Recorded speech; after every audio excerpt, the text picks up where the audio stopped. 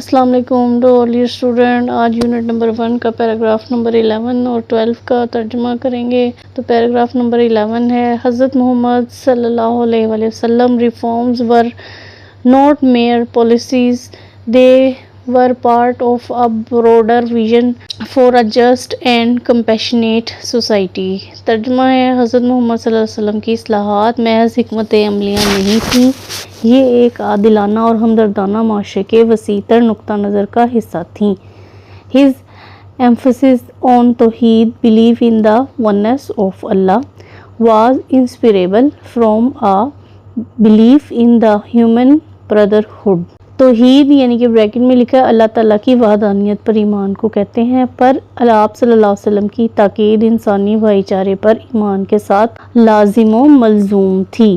By raising the status of women, protecting orphans and granting dignity to slaves, he laid the foundation for a civilization that valued human rights and moral responsibility.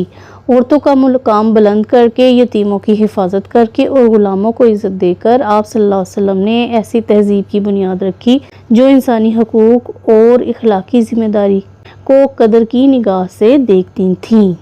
Now the paragraph number 12. His last sermon during the farewell pilgrimage is a timeless character of equality and justice. ترجمہ ہے اس کا: آپ صلی اللہ علیہ وسلم کا آخری خطبہ جو حجۃ الوداع کے موقع پر ارشاد فرمایا گیا، مساوات اور انصاف کا ایک لازوال منشور ہے.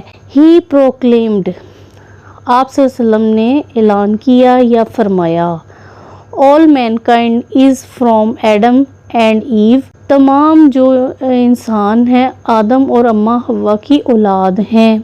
An Arab has no superiority over a non-Arab, nor does a non-Arab have superiority over an Arab. A white has no superiority over a black, nor does a black have superiority over a white, except by pity and good action.